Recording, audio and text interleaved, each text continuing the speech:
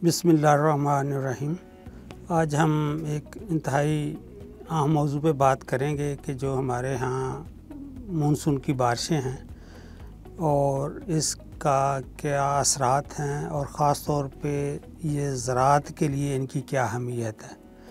तो आज के टॉपिक में हम ज़्यादातर बात यही करेंगे कि पाकिस्तान में ज़रई रकबा पे कितनी काश्त हो रही है, उसमें पानी की जो सूरत हाल है उसका क्या है, और जो ये बारिशें हैं इसके पानी को हम कैसे महफूज कर सकते हैं और ज़्यादा से ज़्यादा फ़ायदा उठा सकते हैं, और वो कौन सी फसलें हैं जो इसमें हम काश्त करके ज़्यादा से ज़्यादा फ़ायदा हासिल करेंगे।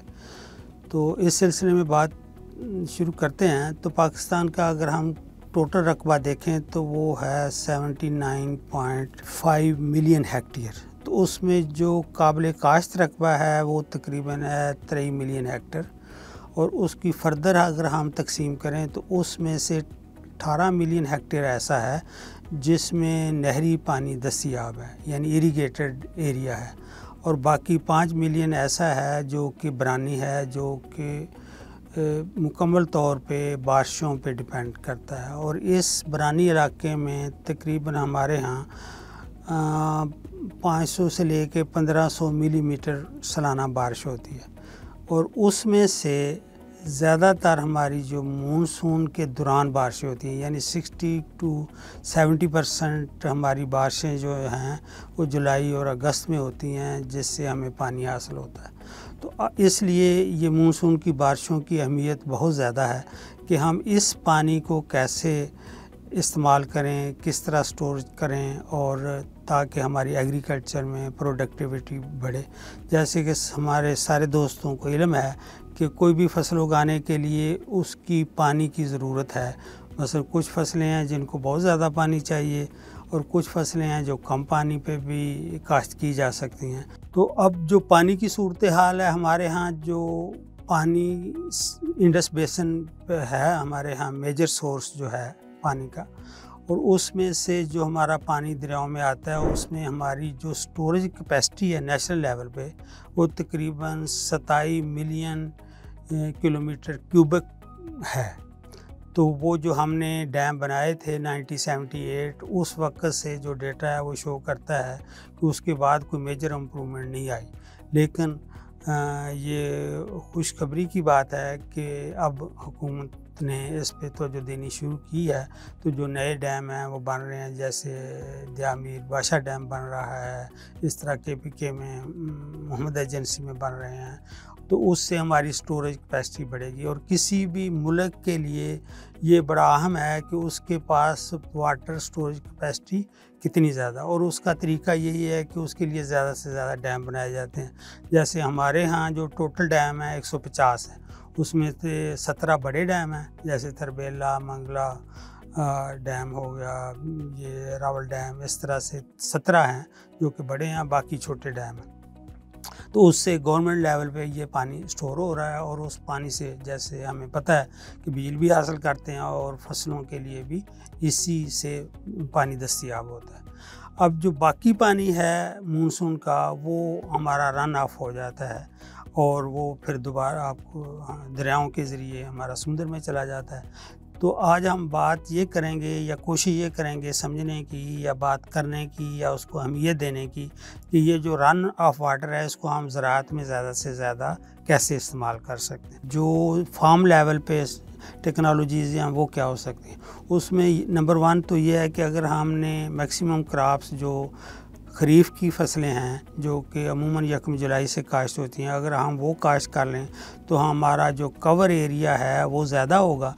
तो इससे वो जो टोटल एरिया है वो जितनी भी बारिश होगी उसको मैक्सिमम वो क्रॉप इस्तेमाल कर लेंगी, और हमारा एफिशिएंसी, वाटर यूज़ एफिशिएंसी जो है बढ़ जाएगी। अच्छा, दूसरी बात ये है कि उसके बाद हम ये करते हैं कि अगर हमने फार्म लेवल पे कोई छोटा डैम या कोई पांड बनाया है तो उसमें हम अपना पानी स्टोर कर लें, और वो फिर इमरजेंसी की सूरत में हम पानी इस्तेमाल कर लें जब हमें सब्जियों के लिए चाहिए हो, ख़ास तौर पे बागात के लिए चाहिए हो या किसी फसल के लिए, और उसमें फिर हम एफिशिएंट टेक्नोलॉजी इस्तेमाल करें, जैसे कि स्प्रिंकलर है, ड्रिप है। तो हम थोड़े पानी जो हमारा फार्म लेवल पे स्टोर होगा उससे हम ज़्यादा से ज़्यादा फ़ायदा उठा सकते हैं। उसके लिए आजकल बड़ी टेक्नोलॉजी आ गई हैं।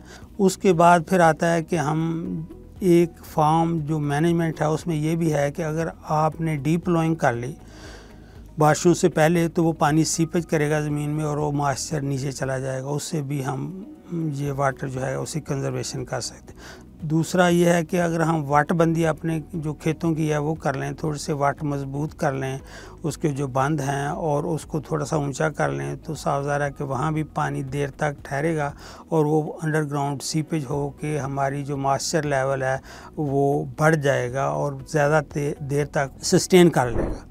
तो अगर हम फसलों की बात करें बरानी इलाके में, जैसे हमने पहले किया है कि तकरीबन हमारा 25% क्रॉप्ड एरिया का बरानी है, इंक्लूडिंग पंजाब, सिंध और बलूचिस्तान और KPK में भी, तो उनमें सबसे जो अहम फसल है सरसों में बेशुमार किस्म की फसलें मौजूद हैं। जैसे हम आम तौर पे तो हम कहते हैं कि सरसों, लेकिन इसमें कोई 9-10 किस्त में लगा के हम इसको तकरीबन 70-80 दिन में आसानी से एक फसल जो है ना ज़ायद खरीफ की वो हम ले सकते हैं। तो जहाँ यूँ ही जो मॉइस्चर हमारी अवेलेबल है अगर हम चाहें तो वहाँ पे तोरिया लगा सकते हैं। इसी तरह जो हमारे ज़रई माहिरीन हैं ऑयल सीड वाले, उन्होंने अर्ली राया भी निकाला हुआ है और वो जंगशिया की किस्म है और वो भी 90-100 दिन में पक जाती है। तो जो फार्मर एफिशिएंट हैं और दरियाई ज़मीन को एग्रीकल्चर क्रॉप्स के लिए इस्तेमाल करना चाहते हैं फौरी तौर पे, तो गंदम से पहले ये अगर हम लगा लें तोरिया और अर्ली राया तो उससे हम अपना एक तीसरी क्रॉप जो है वो आसानी से ले सकते हैं और उसमें कोई ज़्यादा इनपुट्स नहीं चाहिए। मसलन जितनी भी हमारी सरसों है, तोरिया है, इवन तारा मीरा जो बहुत हमारी डिग्रेडेड साइल्स हैं वहाँ आसानी से हो जाता है। तो ये इसका 2 किलो सीड पर एकड़ पड़ता है और अगर आप इसमें खाद दरियाई ज़मीन में ना भी डालें तो इट्स ओके, लेकिन अगर आप उसमें 1 DAP डालें तो इसके लिए काफ़ी है और हस्बे ज़रूरत आप बाद में बेशक आधी बोरी यूरिया डाल लें फसल को देखते हुए, तो ये आपकी फसल तैयार हो जाएगी। और फिर बड़े मज़े की बात यह है कि इस दौरान इस पे जो कीड़े हैं वो भी कम हमलावर होते हैं, क्योंकि जो सरसों के आम कीड़े हैं वो हैं सर्दियों वाले, जैसे इस पे तेला आता है, सुंडी आती है, कैबेज लूपर वगैरह, तो वो इसमें नहीं आएंगे। तो इसलिए ज़रूरी है कि फार्मर भाई इसकी तरफ तवज्जो दें और ये फसल लगा के खातर खा उससे मुनाफा कमा लें। तो इस तरीके से हम ये जो मानसून की बारिशें हैं उससे ज़्यादा से ज़्यादा फ़ायदा उठा सकते हैं और उम्मीद है कि हमारे भाई जो हैं वो इससे फ़ायदा उठाएंगे। और हमारे किनकेव एग्री ने इसी तरह सुपर राया की हमारे पास सीड भी मौजूद है, वो भी आप हासिल कर सकते हैं। और एक बड़ी फसल जो हमने ज़िक्र करना छोड़ दिया वो है चना। चना भी 90% ऐसा क्रॉप है जो कि बरानी है और ये रेतली ज़मीन में आसानी से लगाई जा सकती है। इसको भी हम काश्त करें, सरसों को काश्त करें, जई को काश्त करें, बारले को काश्त करें, तारा मीरों को काश्त करें, गंदम भी हम काश्त करते हैं। तो इन फसलों में इलाकाई सूरत हाल के मुताबिक हम चुनाव कर सकते हैं और अच्छी मैनेजमेंट करके हम, क्योंकि अब माशाल्लाह सारी फसलों के रेट्स अच्छे मिल रहे हैं। जैसे सरसों है 8,000 रुपये मन है, तो अगर आपने तोरिया मतलब 10 मन भी ले लिया तो इसका मतलब है 3 महीने में आपने 80,000 रुपया ले लिया। इसी तरह आप चने लगाएंगे, चने का भी बहुत अच्छा रेट है। अगर आपने इवन तारा मीरा लगा लिया तो उसका भी बड़ा अच्छा रेट है। जई लगा लें वो भी अच्छी है। बारले जो है ड्राउट टॉलरेंट है, उसको हम लगा लें, उसका भी अच्छा खासा मतलब रेट मिल जाता है। तो आप फार्मर थोड़ा सा रीओरिएंटेशन करें और देखें कि जी हम कैसे मैक्सिमम बेनिफिट उठा सकते हैं और कौन सी टेक्नोलॉजी यूज़ करके हम मुख्तलिफ जो नेचुरल सोर्सेज हैं उनको इस्तेमाल कर लें। तो उम्मीद है कि फार्मर भाई इस पे तवज्जो देंगे और फर्दर इसके बारे में हमारे सवाल कोई हो तो आप हमारे ज़रिए मार्केटिंग से रब्ता कर सकते हैं। किनकेव एग्री के नंबर्स पे डाल करके वो इंशाल्लाह आपको भरपूर तावन करेंगे और हर तरह का मशवरा जो भी मुनासिब होगा वो इंशाल्लाह देंगे। Thank you very much.